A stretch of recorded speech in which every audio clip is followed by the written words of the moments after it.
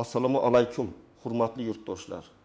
Bugun men sizlar bilan juda muhim, ko'pchilik oilalarning kundalik daromadiga bevosita ta'sir qiladigan masalani muhokama qilaman. 2026 yilda pensiya va ijtimoiy to'lovlar bo'yicha ayrim fuqarolarda nega summa kamaygani? Qaysi holatlarda to'lovlar vaqtincha bloklanishi mumkinligi va jamg'arma bayonotidan keyin oddiy fuqaro nimalarni bilishi shartligi haqida gaplashamiz. Bu ma'lumot pensionerga ham, nogironlik nafaqasi oluvchiga ham, o'quvchisini yo'qotgan oilaga ham, bolalar puli yoki moddiy yordam oluvchilarga ham tegishli bo'lishi mumkin. Men bugun vahima tarqatish uchun emas, aksincha vaziyatni tushunarli qilib berish uchun gapiryapman. Chunki ko'p odamlar pensiyam kamayibdi, kartamga pul tushmadi, to'lovim bloklanibdi, endi nima qilaman deb sarosimada qolmoqda. Eng xavflisi ayrimlar sababini bilmay, noto'g'ri joyga boradi. Noto'g'ri ariza yozadi yoki firibgarlarga aldanib qoladi. Shuning uchun videoni oxirigacha ko'ring. Hozirning o'zida kanalga obuna bo'ling, videoga like bosing, chunki bunday ogohlantiruvchi ma'lumotlar har bir xonadonga kerak. Avval pensiya va ijtimoiy to'lovlar ko'p hollarda odatdagi tartibda, ya'ni belgilangan hujjatlar asosida tayinlanib, har oy avtomatik ravishda to'lab borilardi. Pensioner pensiya yoshiga yetib hujjat topshirgan bo'lsa, ish staji va ish haqi ma'lumotlari asosida pensiya hisoblanardi. Nogironlik pensiyasi yoki nafaqasi tibbiy ijtimoiy ekspertiza xulosasiga qarab tayinlanardi. Bo'g'uvchisini yo'qotganlik pensiyasi esa oiladagi mehnatga layoqatsiz a'zolar uchun belgilangan tartibda to'lanardi. Oldingi yillarda ham tekshiruvlar bo'lgan, lekin ko'p narsa qog'oz hujjatlar, mahalla ma'lumotnomasi, ish joyidan olingan spravka arxiv hujjatlar orqali yuritilgan. Bunda inson omili ko'p edi. Masalan, biror fuqaro bir joyda ishlagani haqida noto'g'ri ma'lumot kiritilgan bo'lishi, ish staji 2 marta hisoblangan bo'lishi, vafot etgan shaxs nomiga to'lov davom etib ketgan bo'lishi yoki fuqaro chet elga doimiy yashashga chiqib ketgan bo'lsa ham tizimda vaqtida aks etmagan bo'lishi mumkin edi. Hozir esa asosiy o'zgarish shundaki, davlat organlari o'rtasidagi elektron ma'lumot almashinuvi kuchaydi. Pensiya jamg'armasi, soliq organlari, bandlik organlari, FHDYO, banklar, migratsiya, tibbiy ekspertiza va boshqa bazalar bir-biri bilan solishtirilmoqda. Natijada ilgari ko'rinmay qolgan farqlar hozir aniqlanmoqda. Kimdir rasman ishlayapti, lekin o'zini daromadsiz deb ko'rsatgan bo'lishi mumkin. Kimdir ijtimoiy nafaqa olgan, lekin oilasida rasmiy daromad oshgan bo'lishi mumkin. Kimdir nogironlik to'lovi olayotgan, lekin ekspertiza muddati tugagan bo'lishi mumkin. Kimdir pensiya hisobida ortiqcha staj kiritilgan, keyin arxiv tekshiruvida bu tasdiqlanmagan bo'lishi mumkin. Shu sababli 2026 yilda pensiyalar kamaydi degan gapni hamma uchun bir xil tushunmaslik kerak. Barcha pensionerlarning pensiyasi birdan kamaydi degani emas. Ayrim fuqarolarda qayta hisob-kitob, hujjatdagi nomuvofiqlik, ortiqcha to'lov aniqlanishi, oilaviy daromad mezonlari o'zgarishi yoki ma'lumotlar bazasidagi farqlar sababli to'lov summasi kamaygan yoki vaqtincha to'xtatilgan bo'lishi mumkin.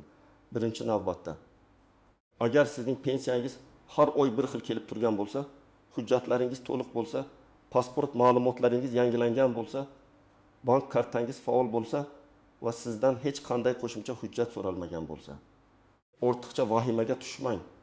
Har qanday yangilik hammaning pulini kesish degani emas. Lekin quyidagi holatlar bo'lsa, albatta hushyor bo'lish kerak. Birinchisi, pensiya yoki nafaqa summasi kutilmaganda kamaygan bo'lsa. Masalan, OPA 2.400.000 so'm pensiya olib yurgan, yanvar oyida 1.920.000 so'm tushgan. Bu holatda darhol hammaniki kamaydi deb xulosa qilmaslik kerak. Sababini aniqlash zarur. Balki oldin unga biror ustama qo'shilgan bo'lgan. Endi ustama muddati tugagandir.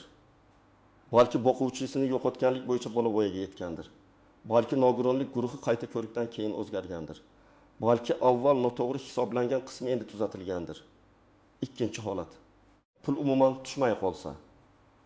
Masalan, otaxon har oy 12 sanasida pensiya olardi. Bu oy 11 sana bo'ldi, kartajim. Bunday paytda bankka ham, pensiya jamg'armasi bo'limiga ham murojaat qilish kerak. Chunki muammo ikki joydan bo'lishi mumkin. Birinchisi, pensiya tayinlovchi tizimda to'lov vaqtincha ushlangan. Ikkinchisi, bank kartasi muddati tugagan, karta bloklangan, hisob raqam o'zgargan yoki bankdagi texnik xatolik bo'lgan. Uchinchi holat. Sizga hujjatlaringizni yangilang. Shaxsni tasdiqlashdan o'ting. Daromad ma'lumotlarini aniqlashtiring. Tibbiy qayta ko'rikdan o'ting degan ogohlantirish kelgan bo'lsa, Bunday xabarni e'tiborsiz qoldirish eng katta xato. Chunki tizim sizga vaqt beradi. Agar shu muddat ichida hujjat to'ldirilmasa, to'lov vaqtincha to'xtatilishi mumkin. Endi oddiy misollar bilan tushuntiraman. Birinchi misol, Rustam aka 63 yoshda 3 yil staj bilan pensiya oladi. Uning ish staji elektron bazada to'liq bor. Pasporti yangilangan, bank kartasi faol. U hech qanday ijtimoiy nafaqa yoki qo'shimcha to'lov olmaydi. Bunday odam xavotir qilmasligi mumkin. Faqat shaxsiy ma'lumotlarni tekshirib turishi kerak. Ikkinchi misol, Dilbar opa bo'g'uvchisini yo'qotganlik pensiyasini 2 farzandi uchun olardi. Katta farzandim 10 yoshga kirdi. Lekin kunduzgi ta'limda o'qiyotganini tasdiqlovchi ma'lumot vaqtida topshirilmadi. Natijada to'lovning bir qismi kamaydi.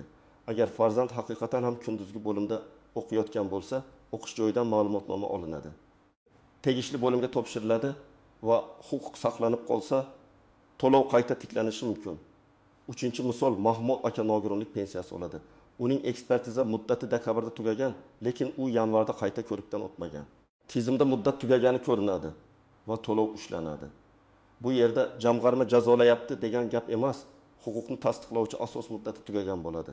Qayta ko'rikdan o'tib, yangi xulosa kiritilgach, to'lov masalasi qayta ko'riladi. To'rtinchi misol, bir oila bolalar puli oladi. Avval oilada rasmiy daromad yo'q edi. Keyin ota taksopark orqali rasmiy ishlay boshladi. Ona ham yakka tartibdagi tadbirkor sifatida ro'yxatdan o'tdi. Oila buni bizga tegmaydi deb o'ylaydi. Lekin elektron tizim daromadni ko'radi. Agar oila daromadi belgilangan mezondan oshsa, ijtimoiy nafaqa kamayishi yoki to'xtashi mumkin. Bu pensiya emas. Ammo ko'pchilik hammasini pensiya puli deb atagani uchun chalkashlik kelib chiqadi. 5-misol, pensionerning kartasiga pul tushgan, lekin bank avtomatik ravishda kredit qarzi yoki ijro hujjati bo'yicha ushlab qolgan. Fuqaro pensiya jamg'armasi pulimni kesdi deb o'ylaydi.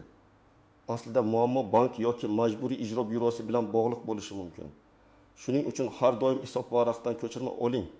Pul umuman tushmaganmi yoki tushib, keyin ushlab qo'linganmi? Mana shu farq juda muhim.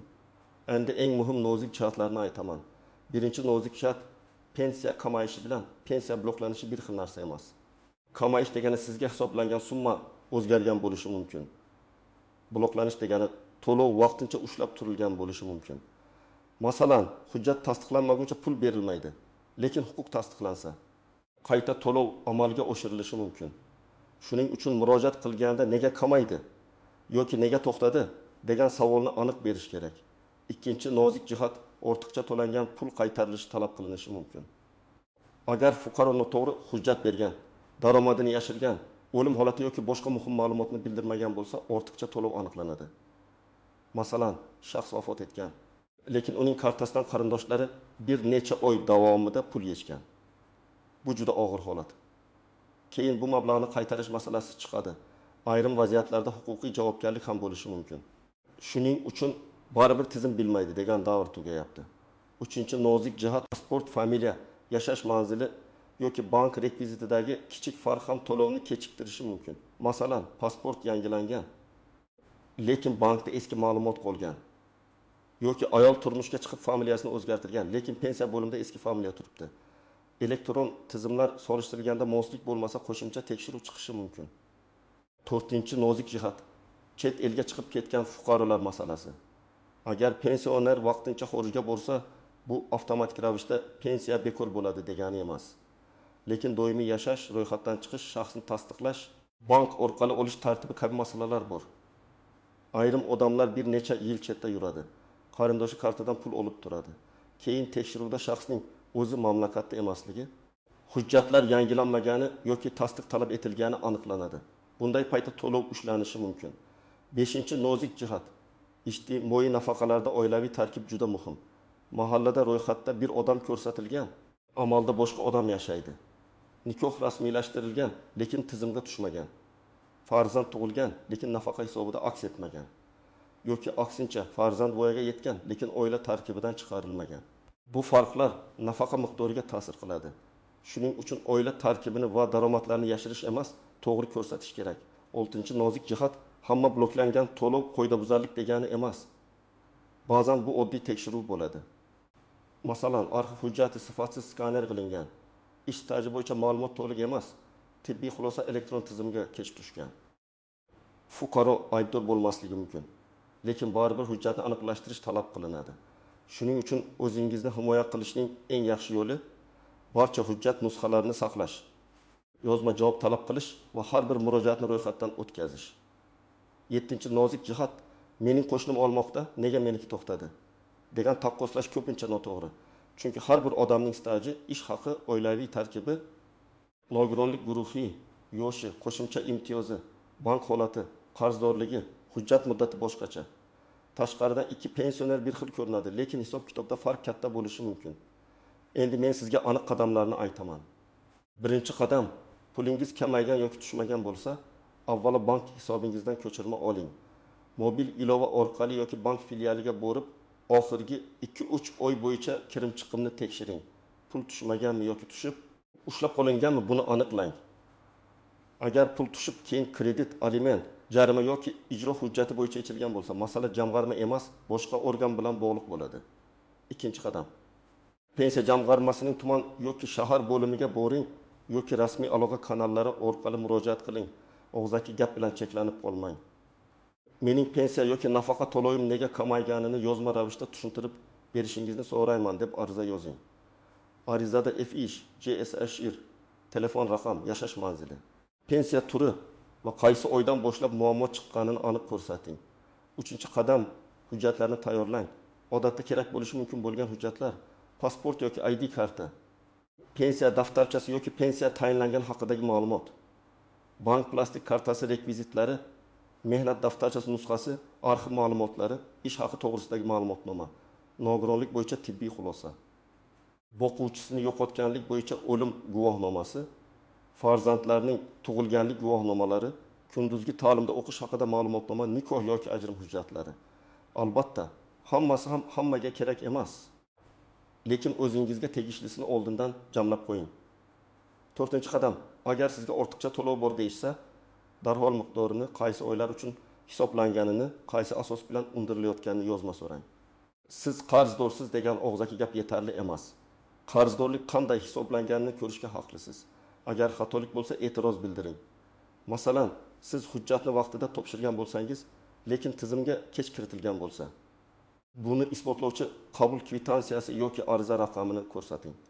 5-qadam, agar nogironlik bilan bog'liq to'lov bo'lsa, qayta ko'rik muddatlarini kalendarga yozib qo'ying. Ko'p odam aynan muddatni o'tkazib yuborgani uchun puldan vaqtincha qoladi.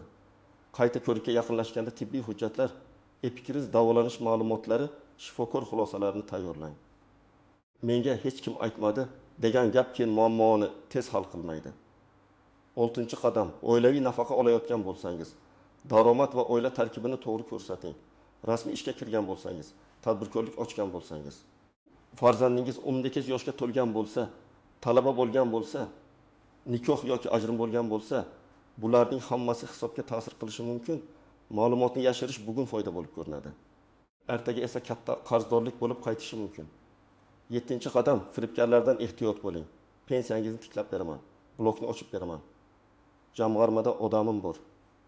Kartangiz raqamini va SMS kodini ayting deganlarga ishonmang.